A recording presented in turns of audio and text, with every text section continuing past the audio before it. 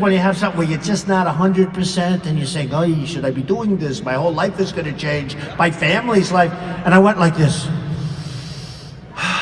Let's go, baby. That's what happened. And we went down that famous escalator. We went down that escalator and here we are. Here we are. But what they don't know is that if I didn't run, I was going to file the financials anyway because I'm so proud of them. They're so good. I was so proud of them. So it shows an unbelievable company, unbelievable assets, the most iconic Doral, buildings in Manhattan, 40 Wall Street, 5th Avenue, 6th Avenue, all over the place. The Bank of America building, a big chunk in San Francisco, one of the great buildings of the world. Many, many things. Land all over the place, on the Potomac River, on the Pacific Ocean. Very little debt, tremendous cash flow. They said, oh, they were devastated. They were devastated. They had one guy, you have boxes, and you check it. It says 1 million, 2 million, 5 million. Actually starts with $5,000. The various boxes. 10 million, 20 million. Then they go 25 million. Then they go 50 million or more. So I have many buildings worth much more than that. So, but you check 50 million or more. So I checked the box. I didn't check. My accountants checked, right? They checked the box. Many of these, I think it's like 23 or 24 boxes, 50 million or more. So we have a couple of guys, they added up the 50s. And that was what they said my net worth is. In other words, you have a building that's worth $1.5 billion in New York City or someplace, and you put, there's no category. It's worth more than 50. So I check, boom. And I ended up with a net worth of all those boxes times X. 50 million times 23 or 24. And I said, that's so dishonest. But it didn't matter to me because the real people understood it. And then it was also reported, fortunately, fairly by some. But I would have put it in the financials anyway because they turned out to be great. And the reason I talk about the financials is this. I don't care. I'm a private company. Nobody knew what it was worth because as a private company, you have guys write books about Trump. They don't know anything. They don't know what I'm worth. Now they know what I'm worth because they see this financial disclosure, which is certified and big deal. It's a big deal. Filed with the federal government. But the reason I talk about it is not braggadocious, it's simple. We need that thinking in this country. I don't care about me. We need that thinking in the country. We need somebody that's not going to allow an Iran deal to be made. We need somebody that's a negotiator. I did write the art of the deal, but forget that.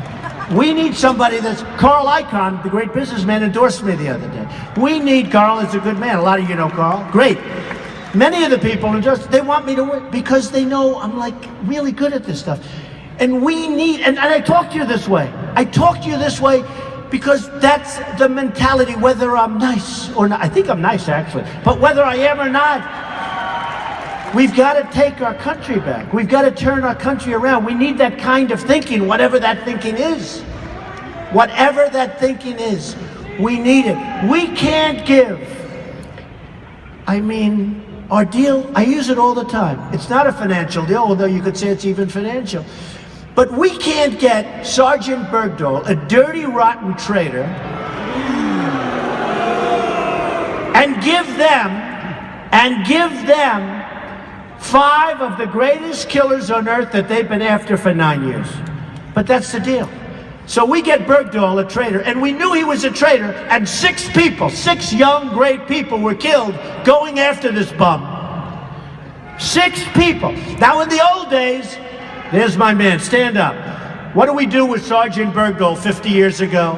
That's right. Boom. Boom. A great veteran. Boom. He's gone. He's gone. 6 people killed looking for Bergdahl.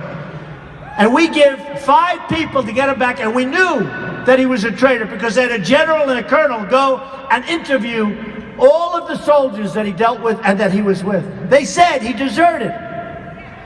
So they knew. You know, it's one thing, they made a mistake, but they knew.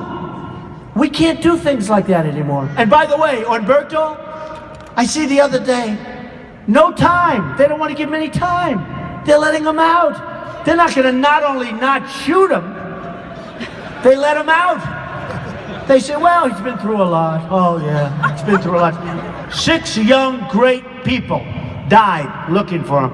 And he's recommended to get nothing. 0. And we can't let that happen anymore. So when I talk about myself, because I've had an amazing life. I mean, I've had a successful life. The Apprentice became one of the great shows on television. I left The Apprentice. I left so much. You know, it's funny. The Apprentice has been so great. Everybody watched The Apprentice, I guess, right?